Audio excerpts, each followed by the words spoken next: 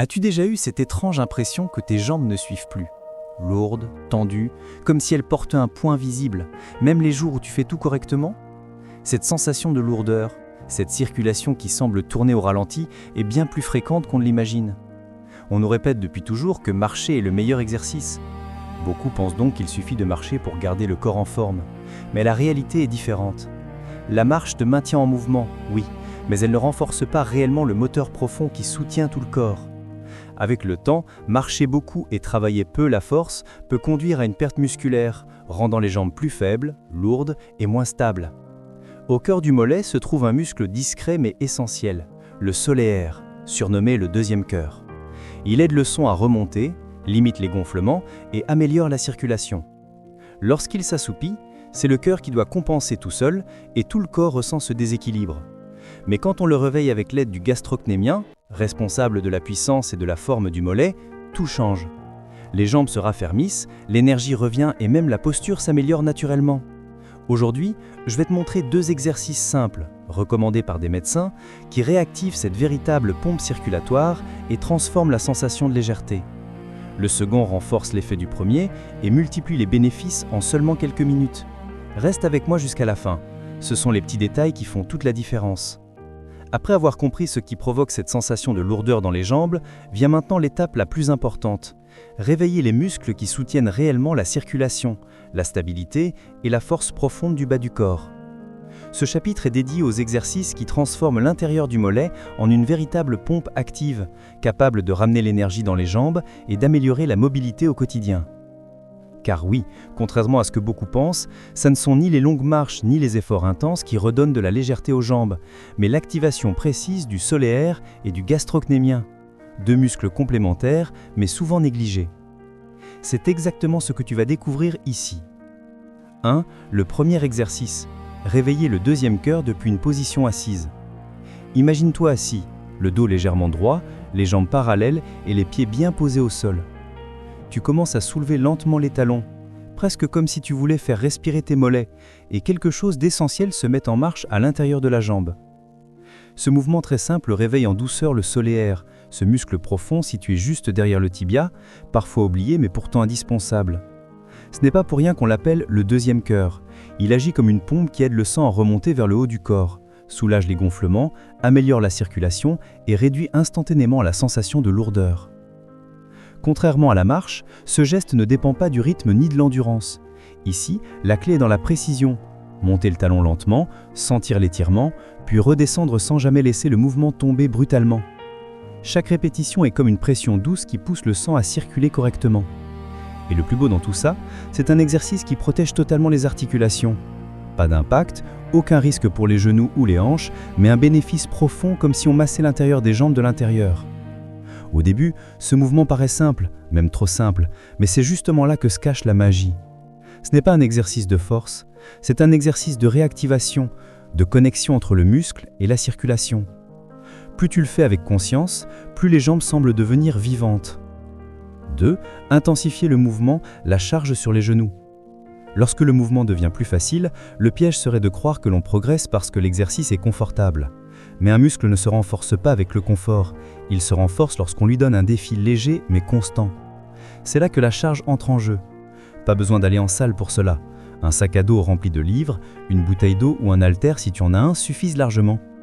Place la charge sur tes genoux, juste au-dessus, et recommence. Tu vas immédiatement sentir que le soléaire doit travailler davantage pour soulever les talons. Ce n'est pas de la douleur, c'est une légère brûlure profonde qui prouve que le muscle commence à se réveiller correctement. L'objectif est simple, 3 séries de 15 à 20 répétitions avec un mouvement lent et contrôlé. À chaque montée, imagine littéralement que tu actives une pompe interne. À chaque descente, imagine que tu prépares le muscle à recommencer. C'est un rituel, et comme tous les rituels, la régularité vaut plus que l'intensité. Avec les jours, tu vas remarquer quelque chose d'étrange. Les jambes deviennent plus légères, les mollets plus fermes, la circulation plus fluide, même sans marcher plus qu'avant. C'est tout à fait normal. Tu es en train de remettre en route un système que beaucoup laissent s'endormir sans s'en rendre compte. 3. Le deuxième exercice, activer la puissance du mollet en position debout. Une fois que le soléaire a été réveillé, il est temps de passer à la phase suivante, renforcer le gastrocnémien, l'autre grand muscle du mollet, celui qui donne la forme, la puissance et la stabilité à chaque pas. Cette fois, le mouvement se fait debout, les pieds parallèles, le corps droit, les mains posées sur une chaise, un mur ou un plan de travail pour garder l'équilibre. Tu montes lentement sur la pointe des pieds, comme si tu voulais grandir de quelques centimètres, puis tu redescends avec contrôle. L'erreur que font beaucoup de gens, c'est de monter trop vite et de descendre sans contrôle. Mais pour que l'exercice soit réellement efficace, chaque centimètre doit être ressenti. La montée active la puissance, la descente renforce le contrôle. C'est ce mouvement debout qui prépare tes jambes à marcher plus facilement, monter des escaliers sans fatigue, retrouver de la stabilité et réduire la sensation de jambes molles ou instables. Cette version debout est indispensable pour retrouver un vrai équilibre musculaire dans le mollet. Elle complète parfaitement la version assise, comme deux pièces d'un même puzzle. 4. Pour aller plus loin, la marche et les talons qui descendent sous le niveau du pied. Si tu veux intensifier l'exercice sans avoir besoin de matériel, il te suffit d'utiliser une marche, un petit rebord ou un livre assez grand et solide. En te plaçant sur le bord, les talons peuvent descendre légèrement sous le niveau des pieds. Ce simple détail change tout. L'étirement est plus profond, le travail musculaire est amplifié, la mobilité de la cheville s'améliore naturellement. C'est un exercice des plus efficaces pour restaurer la force, l'équilibre, la stabilité et même la posture générale du bas du corps. Il reconnecte le mollet à toute la chaîne musculaire des jambes. 5. La variante sur une seule jambe, le travail en profondeur. Une fois que le mouvement est debout et maîtrisé, il existe une version encore plus puissante, l'élévation sur une seule jambe. Cette variante active automatiquement les muscles stabilisateurs de la cheville, ceux du pied, les muscles profonds du mollet et même la coordination entre le bréna et le bas du corps. C'est un exercice complet, précis, presque intelligent. Il ne demande pas plus de temps, mais il demande plus d'attention. Au début, tu peux t'appuyer légèrement pour garder l'équilibre. Puis au fil des jours, tu deviendras de plus en plus stable. C'est la preuve que les muscles profonds se renforcent réellement. Après avoir réveillé le solaire et renforcé le gastrocnémien, il existe une troisième étape fondamentale que beaucoup négligent, mais qui transforme complètement les résultats. La maîtrise musculaire et l'endurance statique. Cette étape ne consiste pas simplement à répéter des mouvements, mais à maintenir la contraction, à stabiliser, à contrôler, bref, à enseigner au corps à rester fort même quand on ne bouge pas. C'est un peu comme apprendre un muscle non seulement à se contracter, mais à tenir, à soutenir le corps. Et pour les jambes, cette capacité de tenir est vitale. Elle influence la posture, l'équilibre, la marche, la stabilité des articulations et même la prévention des chutes chez les personnes âgées. Dans ce chapitre, tu vas découvrir comment des exercices isométriques, simples mais d'une efficacité redoutable, peuvent changer la façon dont tes jambes répondent au quotidien. 1. Le maintien en pointe, la fondation de la maîtrise musculaire.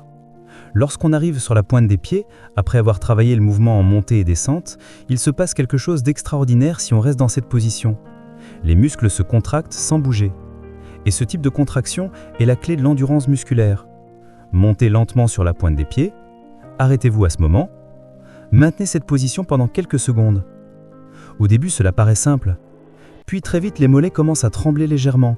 La cheville cherche à se stabiliser, les muscles profonds du pied s'activent et tout le bas du corps se met en mode équilibre. Ce tremblement est une bonne chose. C'est ton système nerveux qui renforce la connexion entre le bréna et le muscle pour éviter que tu ne perdes l'équilibre.